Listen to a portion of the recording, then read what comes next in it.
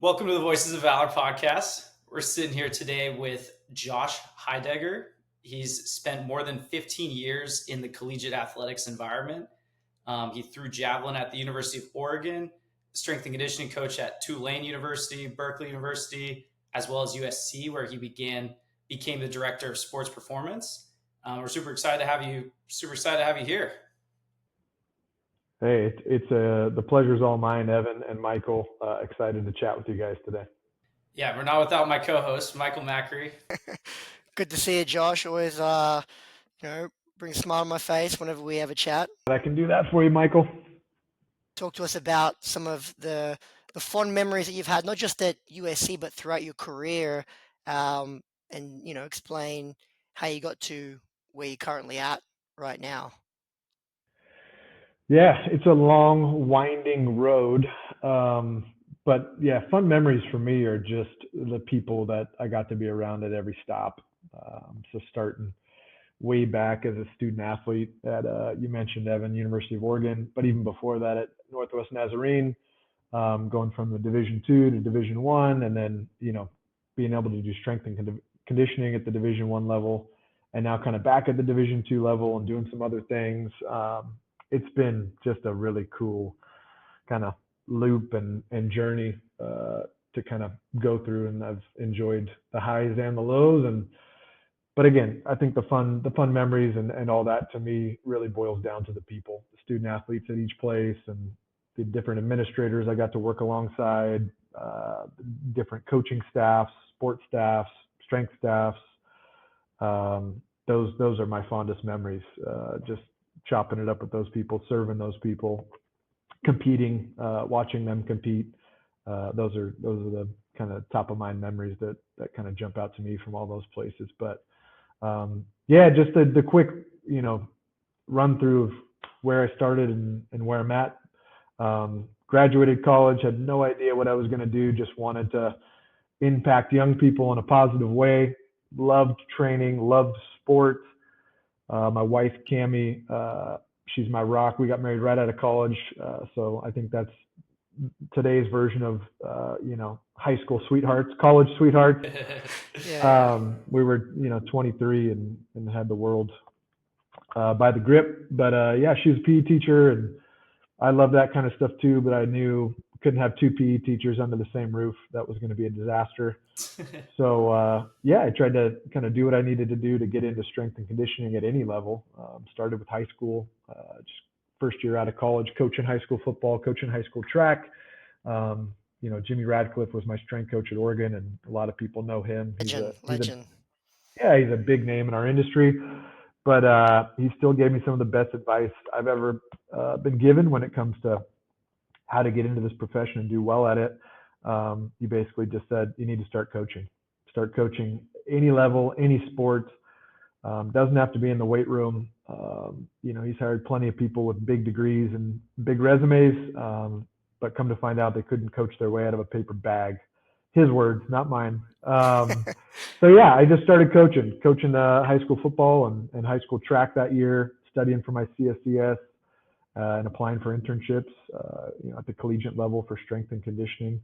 Long story short, finally got the opportunity at the University of Washington with Ivan Lewis and his staff, Keith Belton, Tori Becton, Grant Steen, Greg Rugermeyer, just an awesome staff to start with, some heavy hitters. I mean, Tori Becton, their strength coach of the year at Texas this year. Keith Belton, he's with the Dallas Mavericks now, and then Ivan Lewis, the head guy with the Seahawks. Just a lot of really cool people to get to know and to learn from. And then the head football coach there was Steve Sarkisian, so pretty successful dude. Crazy journey for him, a lot of highs and lows. But yeah, that's kind of where I started and moved on to another internship at Cal. First full-time job at Tulane, working track, working football. Came back to Cal full-time, football and some other Olympic sports, and then ended up at USC working baseball and football for a number of years until I became the director for the Olympic sports there. That's kind of where you've spent most of your career at this point, right? Yeah, about 8 years, a little over 8 years at USC. It's a cool journey and like some really cool people you've learned from. But Like I want to sort of take a little bit of a different, like just listening to what you're saying, I want to go a different edge. Like, you met your wife or your now wife at a young age and got married and got a lovely family.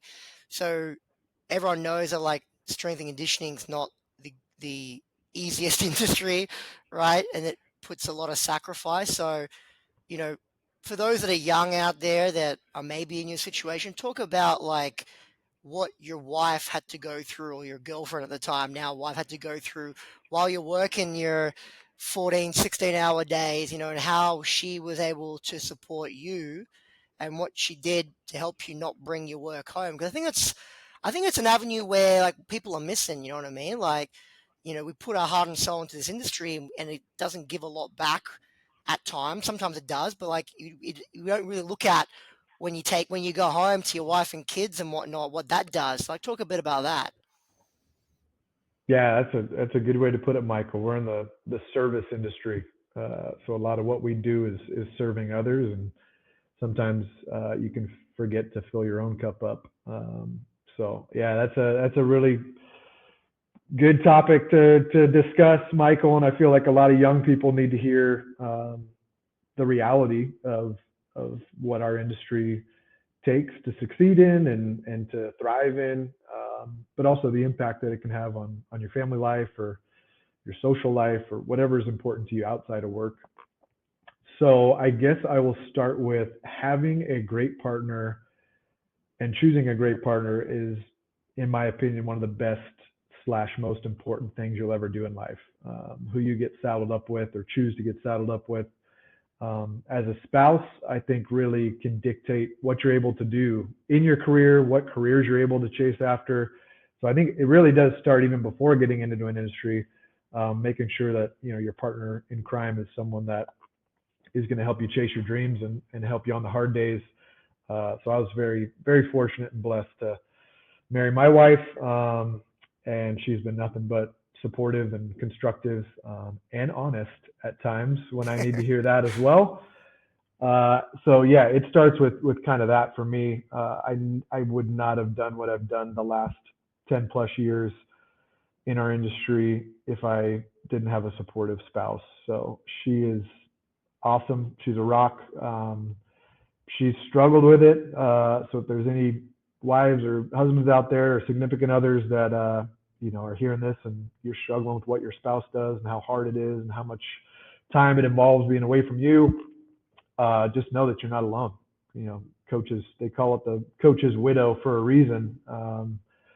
I think a lot of times in my profession, I like to ignore that. I like to live in bliss that since I was making other people's lives better and serving student athletes and making a positive impact, that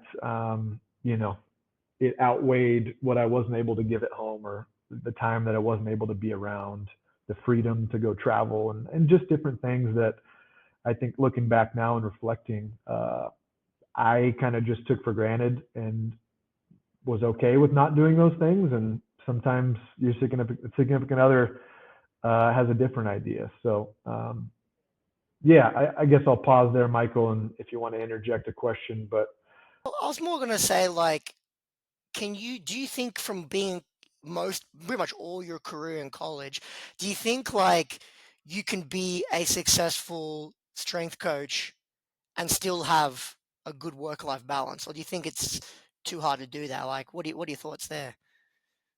that's a great question.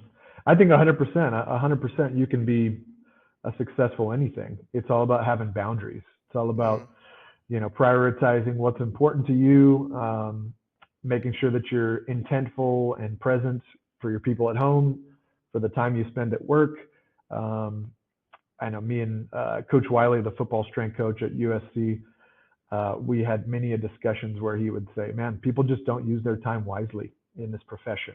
So much sitting around, so much just BSing and laziness, and just kind of letting the day pass you by until you get to your training session later on." Or so I think that kind of something that I wish I could have heard early on, a message in my career of be intentful, be engaged, use your time wisely when you're at work so that when you're away, you don't have this constant feeling of, oh, I need to keep my phone on. I need to be available. I need to work on programming or whatever outside of work. I just think the procrastination in me sometimes got the best of me. And so I think if I could go back and do something different, it would be to use some of that downtime a little more wisely, because I'm a people person, and people would tell you, man, that have worked with me, I don't love to sit behind my desk. I like to be grabbing coffee with people, walk into a sport coach's office to chop shop and talk about the competitions from the weekend before,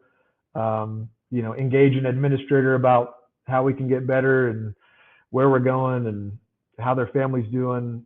That's my love language. That's how I get down. So yeah, man, and sometimes that would be at the sacrifice of getting the work done, the programming, the X's and O's, the planning, the organization that is required to run top-notch, excellent training sessions for your athletes. So that would end up having to get done at home or on a weekend, or time that I should have prioritized differently. You two both worked in the collegiate environment. So for someone like maybe listening to this who hasn't worked in college athletics, like what does your day-to-day look like? If you are, let's say you're prioritizing everything correctly, like what should success look like? It's a great question, Evan.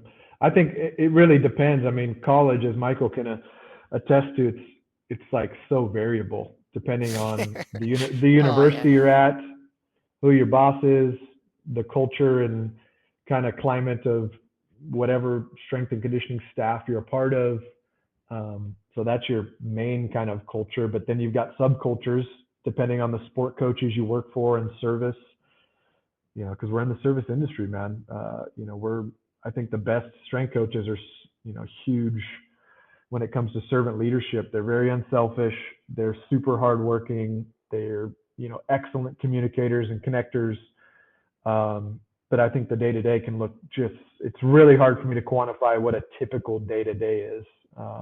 But I would say a balanced amount of time connecting with your student athletes and sport coaches, as well as fellow employees, planning, programming, organizing, keeping yourself healthy and fit, practicing what you preach.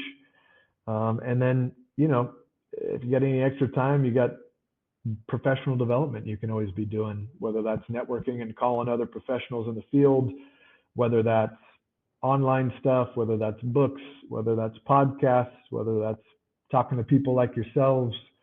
There's a lot of beneficial, productive things to fill your day with, but I think it really comes down to what are your priorities, how integrated are you with each of your sport programs, and that's going to dictate kind of the timetable of what your day should look like. Yeah. Now you're over at Northwest Nazarene University, kind of where you started, right? Yeah, absolutely. Full circle, Evan. I love it. I'm from Boise, so I've ran a cross country meet over there. I think I saw your wife actually coaches at my junior high. South Junior High? Yeah, yes, sir. That's hilarious, man. What a small world. But kind of bring it back to what you're just talking about. Like, what's the shift been D2 to D1? Like, obviously, you were a D2 athlete, then D1 athlete, and a lot of time as D1 coach, and now you're D1 kind of director. Like, what's the difference between D1 and D2? Because from an outsider, I'm interested. Great question. I think same song, different verse. I mean, college athletics is college athletics. So when it comes to all the things that are needed to be a successful athletic department, a successful sport team, a thriving, excellent competitive culture as a team, as a sports staff, I think all those things shift and apply at whatever level you're at. But when you go to D2, I mean, at most places you're balling on a budget now. From a personnel standpoint, I think you've got to have people that are very adaptable, can wear a lot of hats. Ego, has to be super low, and output, I like to say low ego, high output. Like that's the kind of person that thrives at the Division II level for sure. I think sport coaches and people are used to just getting by. So I think maybe when you talk about excellence and high performance, at the Division I level, especially the Power 5 or Power 4 level, you got a lot of resources. You got a lot of opportunities to bring in cool pieces of tech like what you guys do. Best practice, awesome facilities. That all gives you a lot of variation and a lot of choices to do what's best for your athletes. I think that's another piece when you go from D1 to D2 is your process gets simplified, which can be a good thing. You do just simple really well, and you make sure that it's best for the student athlete. And a lot of times you just get really hardworking student athletes that are super humble and super hungry and are just chomping at the bit to get better and to improve and hang on your every word. So as a sport coach, as a strength coach, it doesn't really matter. You're definitely seen as the professional in their eyes pretty quickly, without a ton of trust building or rapport building. Whereas at the D1 level now, I think a lot of kids and parents come in there thinking that they're the expert. They've got just enough knowledge, be it social media or other resources. They got just enough knowledge to be dangerous and think that they know it all and know what's best. And so you can spend a lot of time just trying to defend yourself or just trying to make sure that what you're doing lines up and doesn't rock the boat too much. But also at the D1 level, because you have a higher quality of athlete, hypothetically, not always the case, but your job as a strength coach should be easier because you got greater talent. I love the quote that Alva Meal said. It was one of my first American podcasts that I listened to. He goes, a great athlete can make up for the sins of a poor program, right? And it is very true, right? To that point, but at the D2 level, when the quality of the athlete isn't as good as at the D1 level, just for many circumstances, not because of them being any less. It could be financial, it could be, just where they are in their life and where they live. But, like you said, they want to work harder. So that whole, was it hard work beats talent when talent doesn't work hard is a very, proper and true, because you look at, I don't know why I'm blanking on his name. Bill's quarterback, Josh Josh Allen. Allen. Josh Allen, from a smaller program in Wyoming, and he's killing it. You know what I mean? So it doesn't have to be coming from those big programs. He was hungry. He wanted to work. So I get that completely. I just want to dial back a little bit because we're at the time of the year where you've experienced this moving on from USC, and there was a bit of a period of limbo, and you got people like right now in this time of the year where they're moving jobs, getting fired, whatever. When you're in a big logo like USC, right? Everyone wants a PCR. You look sexier, you look more jacked, you look everything, right? And then you leave that logo, and everyone's like, "Yeah, you're no longer important to me." It's like a relationship of convenience, so to speak, to these people. So there's a lot of people experiencing that right now, including our dear friend Bob Aleo, who went through something similar 12 months ago. But talk about, like, what's it feel like when you're the talk of the town, you're at this big logo, everyone wants a PCR, and then you leave, and then those phone calls dry up, right? How do you deal with that experience to basically keep, the wheels rolling? Yeah, Michael, I've never been the talk of the town, so I can't speak to that. He's so modest. He's But very modest. I've been super fortunate and lucky to wear cool brands on my polo T-shirt, and I never took those lightly.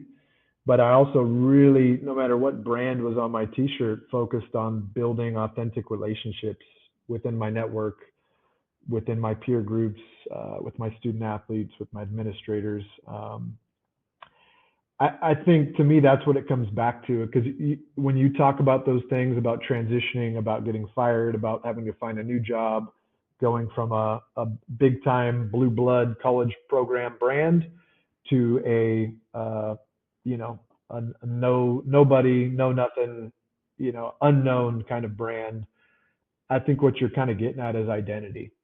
And I think it's so important for people to realize that your identity cannot just be tied up in what you do as a professional. Like, it's a big part of your life, and it's a big part of what you're passionate about, and that's great and that's awesome. And don't change that. But I think if I'm being honest, there's times in my career and in my life where my identity got way too wrapped up in the brand that I was wearing, or not even the brand, because I'm just not wired like that. But just the job I was doing and the people I was around, and kind of what I was trying to impart to them and give to them. And that just kind of took precedence over everything else. We were talking about having a good work-life balance and different things like that earlier. I think that's huge. That comes into play here when your identity is wrapped up in this thing. When it goes bye-bye, you're going to have a really hard time. I mean, you're going to really struggle. And so I've experienced that. I'm not immune to that. And I like to think that I got a pretty decent head on my shoulders, and I try to stay humble and open and honest and authentic with all my relationships. But changing levels and changing schools and changing, kind of vocations, not coaching as much now and doing a little bit more on the administrative side, changing places in the country, being the new guy in town that doesn't have a lot of friends, all that stuff it has been and is very challenging to kind of navigate, Michael. So I think it's a good question. It's a good discussion. We don't have enough time today to kind of really unpack that, but Yeah. I encourage those people that are going through that to do that, kind of that inner work, that kind of self-reflection of like, man, did I put too much emphasis on like where I was working as opposed to kind of what I was doing and what my mission is. I think Simon Sinek, my guy, the prophet, Simon Sinek, I think he talks about why, like, what's my why? What's my real kind of underlying driving force? And if it's just to get a job with a cool brand, well, then when that goes by the wayside, there's going to be some problems. So. Would you have some examples of that self-reflection? Like what things that you did, or was it just, you calling up people that you really, can trust? Like give us an insight into, hey, you're moving on and you're in Boise, like, oh, what am I gonna do? And like how do you self-reflect and move forward? Oh, that's such a good, you put me on the spot here, Michael, but I love it. I would say for me, my journey the last 6 months has looked a lot like rinse and repeat. Like try to wake up, have a decent routine. And for me, that looks like some quiet time, some solitude, some silence in the morning before my 2 toddlers wake up, where I'm reading, some good books. I'm meditating, I'm praying, I'm journaling. It's something I've never really had time for or done a lot of in my life consistently. I think fits and starts is a good way to describe my journaling journey over my lifetime, but I've been very consistent with that. Just having some routine in my life when there's not a lot of routine, because I'll tell you what, it's easy to have a routine when you wake up at 4 or 5 in the morning, go into the weight room, make sure everything's clean, everything's set up, everything's planned, organized, and then come home at 5 or 6 o'clock, have dinner, take a deep breath, and go to bed and do it all over the next day. That's easy. Now that I'm reflecting, I'm like, man, that was so nice to just have that built into my day. So now I get, just the opportunity to kind of have a little bit more agency on each of my days. Some involve work, some involve parenting, and being the person that keeps the house rolling and plans the dinners and cooks and cleans and does all that fun stuff that my wife's been doing, for the past 5 years. So that's cool. I think role reversals are cool, no matter who you are, no matter what, what you've been doing. I think it's just such a fun challenge to kind of try to do something new. So that for me has been kind of a fun way for me to do what you're talking about, which is the self-reflection of who am I without everyday coaching, going into work, having my days planned out and a little bit more rigid and organized. And so I think that's a big piece for me, is kind of having that time that I can consistently check in with myself and say, all right, how am I doing? How's my soul? How's my heart? How's my head? And I would be lying if I said that the process has been easy and smooth. I have days where I wake up and feel despaired, like woe's me, or golly, or this is frustrating. Why can't things just work out the way I thought they were going to work out? But that's life, and having to It navigate means that you're and human. kind of, yeah, just be tough. And I think part of it is just reflecting on, for me personally, like where God's been faithful. Those times in my life where I was fearful and didn't know what the next step entailed, and there was a veil there or darkness, and I'm just like, I'm just going to keep moving because I think there's good stuff ahead. um, that gives me hope today, because I'm in that today where I'm like, I don't really know what's my next step, what's my next big move. But when I reflect on those times in life that it all worked out, because it always has for me, not always the way I thought or in the timeline I wanted it to, but I think my journey has worked out the way it's supposed to. So I think for me, just having that time to reflect on those times where God was faithful for me and came through and opened doors, and where I was in the right headspace and heart space to walk through those doors with confidence, and to know that the people that I've built relationships with can help me and come through for me. That goes back to the authentic relationship piece, Michael, is if you're just at a place for the brand and you're not pouring into other people or providing value for them, I think when it comes time to reach out and to say, hey, help, or hey, what you got for me, that's when you hear the crickets. That's when people don't answer your calls. So I've just been trying to focus on that, man. Focus on, hey, how can I provide value for other people? How can I come through for other people? I don't have this big brand behind me anymore, but still Josh Heidegger. I still got some knowledge and experience behind me, and I'm still just very willing to help where I can when it comes to my people and people that reach out to me. So Absolutely. And what you find is like, who you are as a person ends up becoming your brand, right? Like I've had some, you know, various moves throughout my career, and we're here now with Evan trying to build up, Valor Biomechanics, and we've done I think a pretty good job the last 12 to 18 months, because we've been all over the world, trying to promote yeah, this and building relationships. And it's you never feel the results until we're feeling it now, but we had to go through 18 months of, like, I wouldn't say heartache, but like hard work. So it ends up being that, like, hey, yeah, you don't have the USC brand anymore, but you got the Josh Heidegger brand, which everyone knows and loves, and I think that's more important, right? And there's yeah, people absolutely, out Michael. there that like still chase the logo, but I want to get your thoughts on this, right? Because Evan mentioned, you've gone from a D2 to a D1 athlete, now D1 to D2 on the coaching. So when I first came up the ranks in Australia, and albeit it's a very different culture over there, but one of the best advice that I got was not only the KISS, keep it simple, stupid, but the other method was everyone wanted to get into the pros, right? So I had a mentor, Harry Harris. Um, Similar to like your Jimmy Radcliffe, right? Been in the game for a long time, legend. But he's like, you're not going to learn anything in the pros because the pros is already made for you. You have the shiny tools. You got the elite athletes. You know, you need to go into the semi-professional realm and be a jack of all trades and be the strength coach, but also be the nutritionist and the psychologist and the ankle strapper and everything like that. I want to get your thoughts about, like, there's so many kids out there, they get into the industry and they want to go, oh, I got an Ohio State internship, or the classic one is a seasonal intern in the major leagues or in the NFL or whatever. And then they go from the top to top, and then they get a job at what they probably perceive, some not so great logo down the bottom. But would you encourage, again, I'm just sort of spitting this out there, but would you encourage people to start their careers at the D2, D3 level, where they are the only person and they are a jack of all trades, and then go up the ranks to a D1 level? Like, what are your thoughts on that? Because so many people want to get to the top so quickly, but how many people do you see get to the top quickly and then 5 years and they disappear? It's like, where do they go? So, like, give me your thoughts on that.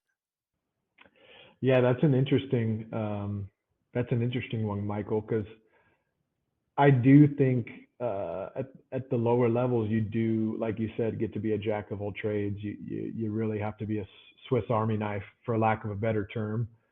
Um, but I also think it is really important. You mentioned like an Ohio State internship, or being with a major league team. I think it is.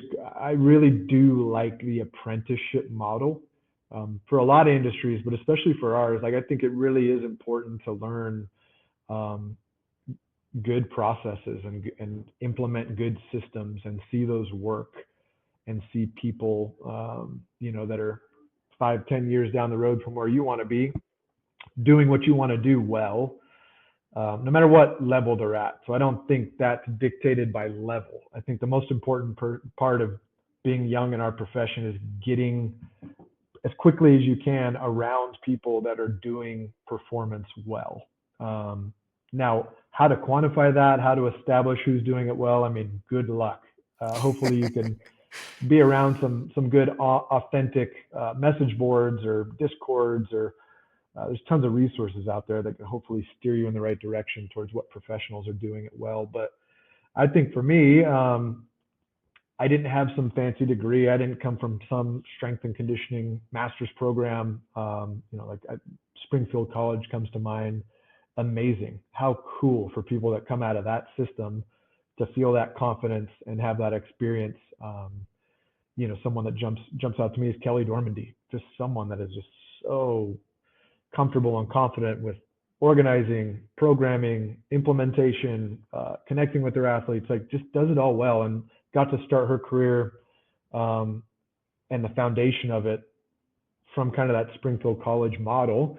But not everybody's like that. I'm not like that. So I was very fortunate to be around people that gave me a really good holistic model of what it looks like to be a good strength coach, a good sports performance coach, how to connect well, what industry standards to abide by, best practice, books and online resources that are worth the money and worth the time, and then people and books and online resources that aren't worth the time, because we only have a finite amount of time. So especially even as young people that don't have toddlers running around and spouses to kind of grab their extra time. I remember back in the day, sorry, it's a bit of a tangent, but I remember That's all Ron right. McKeefre's, I remember his podcast was like gold to me. I remember driving across the Bay Bridge, interning at Cal Berkeley, and I couldn't wait to get in the car just to hear another strength coach from around the country talk about their journey, because I was young. I was trying to reverse engineer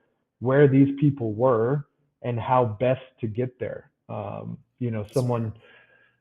early on in my time said, when it comes to your career and the moves you make, everybody's going to have to climb a ladder and move some different places, but make sure you're doing this thing in a way that it's a chess move and not a checkers move. It's not a Yeah. bunch of little moves. Make sure you're putting yourself around good people, is what they were saying, and people that are going to help you take big steps and big progressions in your career. So once you have that though, Michael, I think it's huge to go somewhere that you can coach. I don't love in our industry where it's kind of the pendulum swung towards specialization. You've got a lot of basketball only strength coaches, football only strength coaches, volleyball only strength coaches, soccer only strength coaches. I think that's all good and well and needed in some of those veins to kind of do it at the level they're doing. But as far as a young professional chasing after one of those jobs and trying to get it as quickly as possible, I don't think that's best for a developing, aspiring strength and conditioning or sports performance coach to be their best and to be a really well-rounded professional in our industry. So I don't look back on my journey. I do remember having those feelings though, Michael and Evan, like, man, I want to be a football only guy. How cool to just spend all your day thinking about football, training football, being at practice. But I look back and I'm like, I wouldn't be half the coach I am if I didn't have those Olympic sports along with my football responsibilities, where I got to actually write the program, see what worked, see what didn't work, interact with those sport coaches, with those athletic trainers, with those sport administrators. All that was just so valuable for me as a young professional in learning how to kind of be a high end strength coach. Because it would have been comfortable to just do one sport, right? Just pick one lane, Absolutely. just focus on one thing. Like you said, it's easy to wake up and do maybe 3 bullet points of things, but when you're in a dynamic environment, things change. I mean, for you, it sounds like you follow that advice, just get out and coach, and that could apply to anything, right? Like if you're a designer, it's like just get out and design something. So just all the same there, and then sounds like growth mindset. You're always taking in podcasts, reading, message boards, connecting. For maybe a younger strength coach, like what are kind of metrics for success? Like how do you kind of grade yourself as I'm getting better, independent of what logo you're working with? That's a moving target, Evan. That's a great question, though. I think there's some real systematic ways that you can go about it. I mean, I think there's some cool resources out there for young strength coaches to help develop their own system of thinking, of coaching, of programming. But again, I just go back. I'm such a people person. Like, find good people, find high quality professionals that have integrity, that are looking to serve and give back, and create, the next generation of sports performance professionals, and just get around them, even if you have to work for free or show up and volunteer. Again, I like Surrounding I like yourself with the right everybody. people. Yeah, I truly believe. I mean, show me your circle and I'll show you your future. That applies to our profession. Absolutely. It's just, I think what you're kind of getting at with that question is like, how do you determine who that is, and how do you kind of get that ball rolling? You have some good quotes in here. Yeah, some zingers, huh? Yeah. I think it's going to go down to with like, I think it's going to be like, who do you resonate with? Because like, there's been plenty of times where when you reach out to people, it really gets a sense of who these people are. When I'm a random person, particularly like even now, but I'm like you, Josh. Like, we've been around, and I don't want to say this to make people us sound very old, but like we've been around for almost 20 years. You know what I mean? So we've been doing this a long time. So yeah, when you're young and you're trying to get in and you're emailing or you're mailing, letters to people, and you might be doing it 1,000 times and only get a handful of responses, versus even now when you reach out to people just to want to network, and whether you get a response on it, it shows a lot about these people when they do respond to you. You know what I mean? I tend to not worry about those that don't respond and worry about the ones that do, and try to cultivate those relationships. And I think that probably gives you a sense of where you can start, right? Because if I go and chase an NFL strength coach as an 18-year-old and I message them 20 times and they don't respond, then I message someone else like two or three and they do. Why would I care about the strength coach that hasn't responded 20 times? You know what I mean? So it's probably starts with that a little bit. And then obviously you get lucky. I remember when some of the jobs that I've been in, at the time it was a great culture. Then you leave and a different coach comes in, or different people, it becomes a different organization, or vice Absolutely. versa. You go to one job and at the time it might not have been great, but then you leave and then they bring great people in. You're like, oh man, I wish I was there now, because when I was there before it wasn't as great. So it's a little bit of a luck involved. You make your own luck as well, I think. Oh, 100. Yeah, that's another good quote right there, Evan. Michael's spitting them too, man. You make your own luck. So we got both I of you in think, a I room. think, Michael, I think, the grass is not greener. So sometimes you stick around long enough and you look around, you're like, wow, this is actually pretty cool. This is actually what I wanted it to be, or I envisioned it to be. But I think as quickly as you can, you got to see your surroundings, see the sports staff, see the people you're with, the student athletes you're serving, and just say, hey, is this the right fit? Especially as you get a little bit older in your profession, you should have a pretty dialed in kind of system of thinking when it comes to what's the right fit for Josh Heidegger. That's going to be different for you, Evan, and you, Michael. What I fit into and what I'm going to thrive in. That culture might be completely different than what you would fit into and thrive in. So I think the more, a young person can kind of think about, where am I going to thrive? What are my strengths? What do I do well? Where do I need to learn? Who can help me with that learning process? I think that's where, your journey really gets kickstarted, is kind of answering those questions. And like you said, Michael, having a broad spectrum of who you reach out to. And because the broader that spectrum and the more intentional you are with reaching out and trying to engage with your network and with the industry, the more chance you have of someone replying. And when you're 18 years old or 22 years old and you're trying to engage and ask people questions about how they got into the industry and what they should be learning and all that kind of stuff, you do need some access. You have YouTube, you have social media. So I think it can start to feel like you have access and you have all the answers. But until you really start engaging with someone and kind of hearing their real take on it, kind of like what we're talking about today, and you're getting Yeah. my take on things, I think that's where, if you're just dialed into, hey, I'm only going to reach out to football strength coaches, or I'm only going to reach out to soccer strength coaches, you're kind of missing the boat. There's a lot of people out there with a lot of good experience that they can speak to you as a professional and help you grow early on. It's just a different perspective as well. You know what I mean? Like you're lucky that you're like myself. Like we've done so many different sports, and I have that other layer of being Australian. So I bring a completely different country's culture of what we think performance is.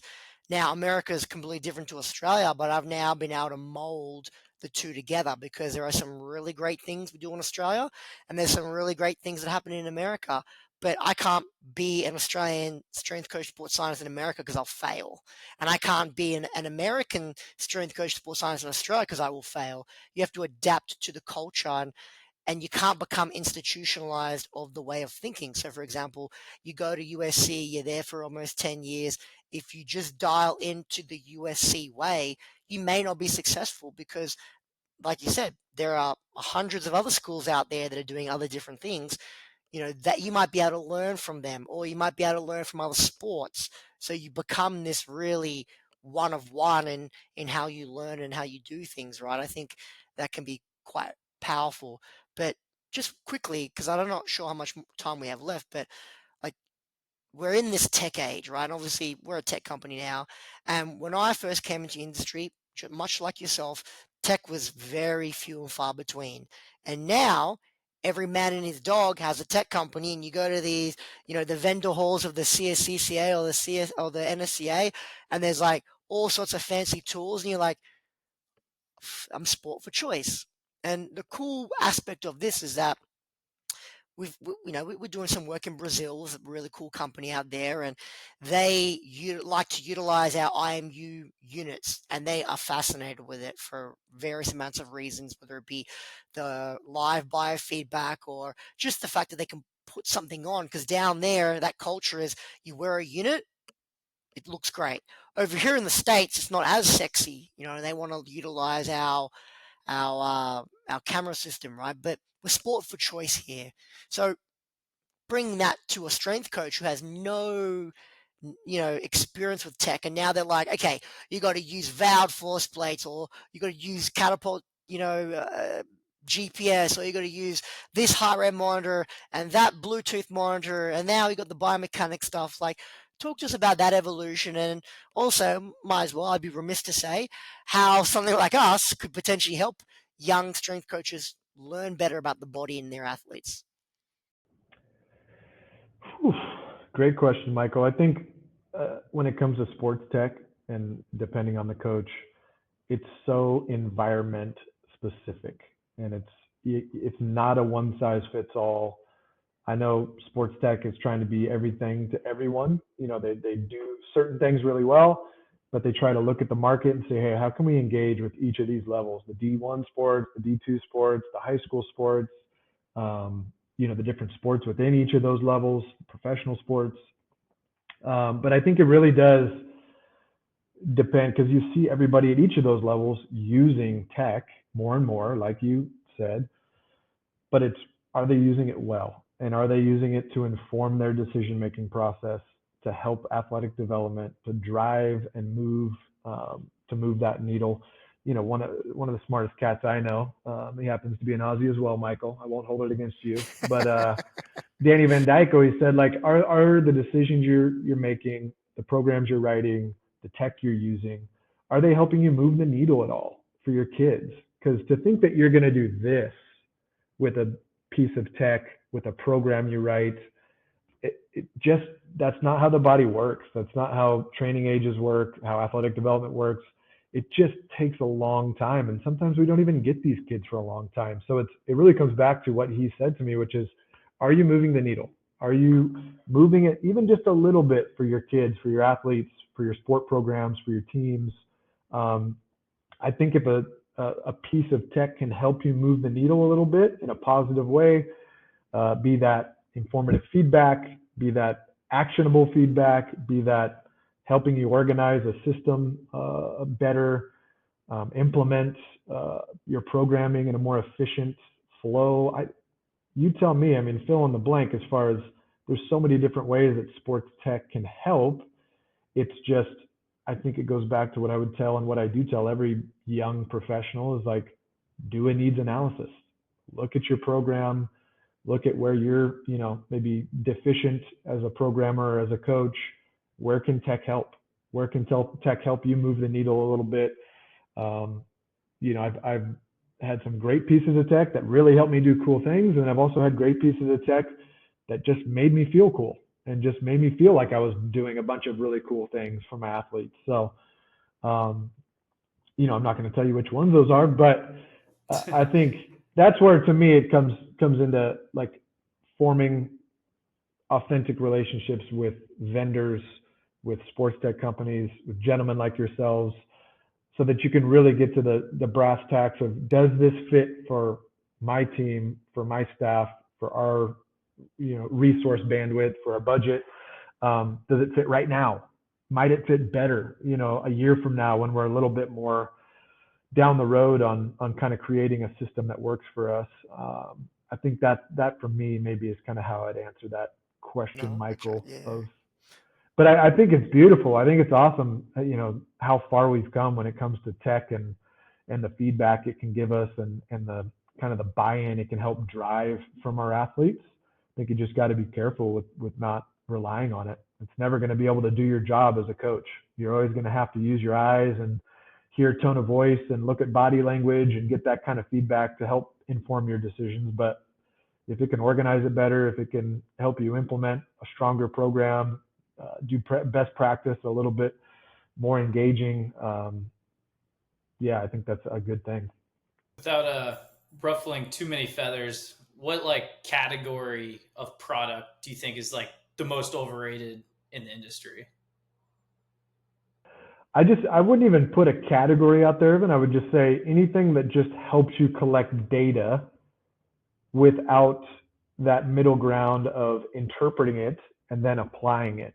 So I think we're getting really good in the sports tech world of just really getting the right data input, but the output is where I think the next generation of sports tech products are going to evolve. And the ones that do, help strength coaches like myself or performance people kind of tie in the input, get the data, and then the output, make actionable choices that affect change and affect performance positively. I think those are the people that are going to really soar in the next 5 to 10 years, because I think administrations, GMs, performance staffs, AT staffs, they're getting kind of sick of just gathering data. That we're getting really good at that with everything we've got out there right now. It's the people that are starting to separate themselves. They're getting good at, hey, how do we visualize this?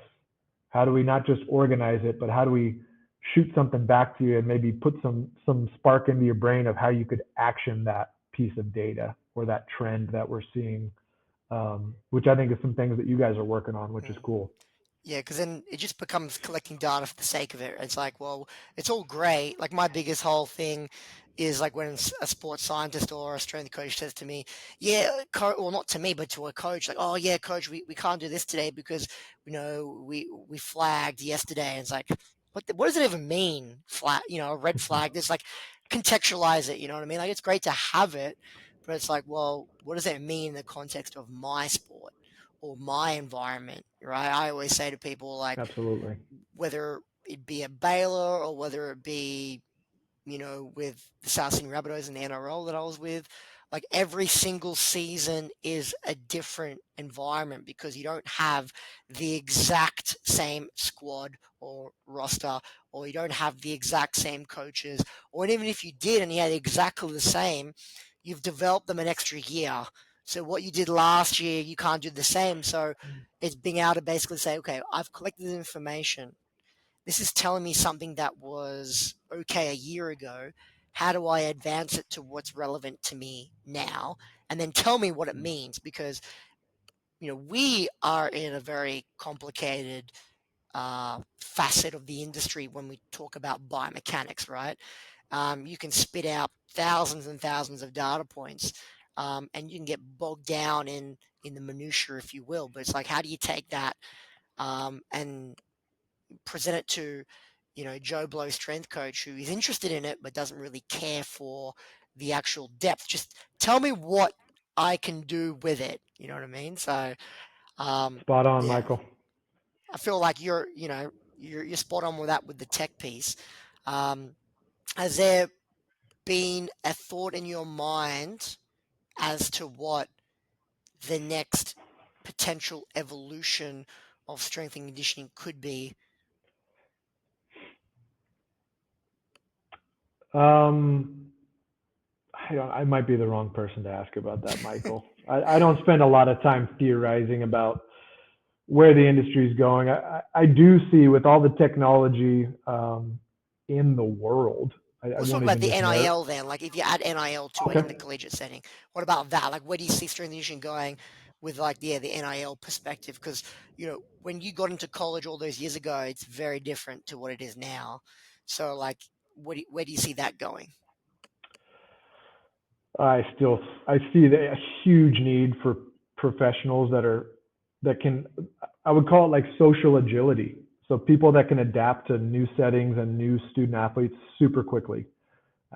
People that are great at connection, forming bonds, forming trust immediately almost, because you have 6 months or you have 3 months or you have two to really, get some work done and implement what you need to hopefully improve this person a little bit, or to at least just maintain some robustness, or to create, a tougher framework of athlete that can withstand maybe some injuries and stuff like that, so they can stay on the court and make some money, provide some value, and maybe move on to the next university. And that's just honest. Like, I don't like that about NIL and about transfer portal. I hope that we kind of establish a good governing body that can really kind of put some margin and put some guardrails in place to help it be a little bit more successful for everybody involved. Because I think it's burning out coaches just as fast as it's burning out student athletes when it comes to all this jumping around and grass is greener mentality of, well, didn't work out for me here, over 6 months or 12 months, so I'm just going to go somewhere else and try again. Well, that's not life. That's not a good life lesson. We're not teaching our kids good life lessons. So I love NIL. I love being able, if it's not a good fit, to be able to kind of go somewhere else. So I have nothing negative to say about those two pieces. I just think that we need some good guidelines that are healthy and productive, because right now it's just the wild, wild west. It's a free for all right now. And I was gonna say, with the transfer portal, do they even have to have like a conversation with their coach? Is it just like I do a few clicks online and boom, I'm off somewhere else? yeah, again, I'm no expert on the transfer portal, Evan, so I'm the wrong person to ask about that. But yeah, there's not a lot of. It's not like when I was a student athlete. There's a huge approval process and tons of restrictions. I mean, it's more open than it's ever been for a kid to jump in the portal and head to someplace else that fits their needs a little bit better. Man, the technology these days. So see, technology in some ways is hamstringing, or like even like you're saying earlier, you can feel like you know someone. Like, I might follow this great person on social media, not to mention I'm only getting stuff in that maybe soccer lane, for example. But then it's like I'm not actually talking with anyone. I'm not actually connecting, going a level deeper. It's like I have a portal where I can just, leave my team, leave my coach and coaching staff, and boom, I'm somewhere else. Yeah, it's just, I mean, you're talking about camaraderie, you're talking about culture, you're talking about excellence. You can't bottle that up. You can't, take it in a small dose. I mean, and that's why people like Nick Saban and other great coaches are kind of deciding that, hey, this is time for me to move on and let the younger generation figure this out, because that model is just, it has to be like we've been talking about, the coaches that can adapt and adapt quickly to how to build culture and to build good, authentic relationships. Those are the people. And I keep using football as an example, but I look at like Oregon. I look at Dan Lanning. And Oregon's social media team is awesome. As far as what they did this past season, putting out those weekly videos of kind of Dan's themes for the week and how he engages his team and builds camaraderie and puts a chip on their shoulder. But I think he's such a good example for any coach in any sport of how you've got to engage the kid quickly. It's not this promise of, hey, you'll start in 3 years. It's, hey, whether you're starting or not right now, this is really cool what we're doing.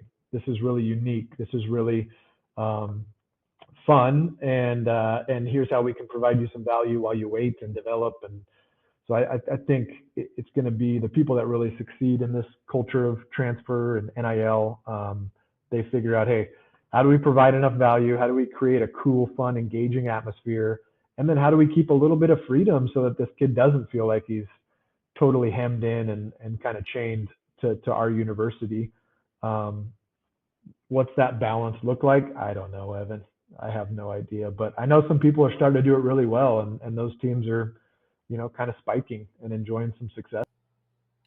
We'll leave it with a question you are an expert in, even though I think you have more expertise than you're making it out to be, especially in the collegiate athletics space. Why do you do what you do? Like, what is your why that you have written down in your journal this morning, this year, this segment? Oh man, so awesome! That's a fun way to end. I think for me, man, I'm a huge believer in just being positive, of being hopeful, and I think every generation, but especially this one coming up, just needs more people speaking positivity into their lives and telling them that they can be hopeful, that there's things to be hopeful about. So I think for me, it always comes back to if I'm going to be around young people, it's about that message of just, you matter, what we're doing matters, providing some kind of just some support and hopefully maybe a role model of, hey, my life hasn't been perfect. I haven't made every right decision.